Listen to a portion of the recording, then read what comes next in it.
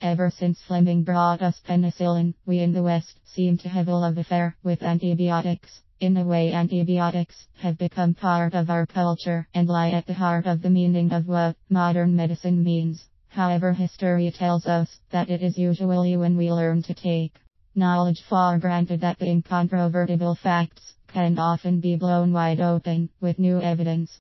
For example, it was not that many years ago that scientists believed strongly that no bacteria could ever live in the extreme environment of the human stomach.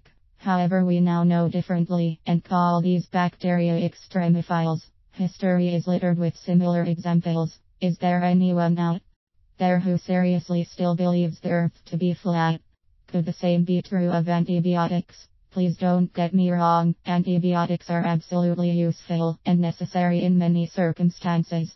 Penicillins have revolutionized the treatment of conditions such as pneumonia, and it is without doubt that antibiotics have saved many lives. However, they may not be the cure-all or tonic that many believe. There are a number of associated harms with taking antibiotics.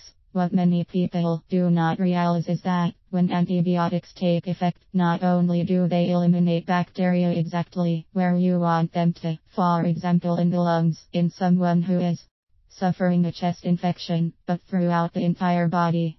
Human beings have evolved a symbiotic relationship with bacteria over many millennia. Some of the bacteria that colonize our gut are of little use, but others actually perform a rather useful function. Taking antibiotics wipes the slate clean and destroys all but the most hardy bacteria living. What remains to recolonize the gut? In most cases, this recolonization is rapid and fairly similar to pre-antibiotic consumption levels. However, occasionally unhelpful bacteria can take hold, and this can lead to stomach cramps and persistent diarrhea, which requires further medical intervention. This relates to some of the harms of taking antibiotics that I mentioned previously. In addition to this, our obsession with clean living and eliminating germs in our homes by using cleaning fluids and bleach means that we are even further removed from the symbiotic bacteria we have evolved to live in conjunction with over the period of our evolution. Recent research suggests that all this clean living and antibiotic taking may have some rather unintended consequences. For example, were you aware that probiotics can actively reduce histamine levels, thereby reducing the effects of allergy?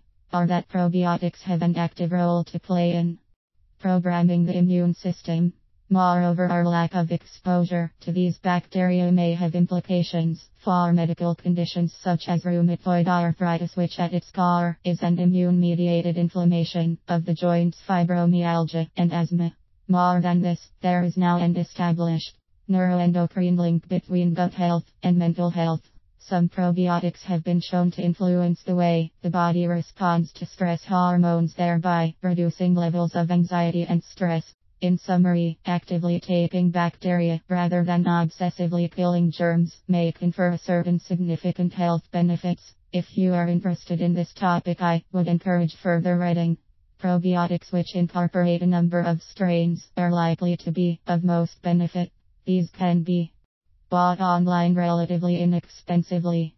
I would also suggest taking the probiotics for a trial period of at least first month. Finally, I would also recommend buying a brand which has a sufficient number of bacteria to be helpful. I would suggest that around 4 to 5 billion colony forming units per strain would be sufficient.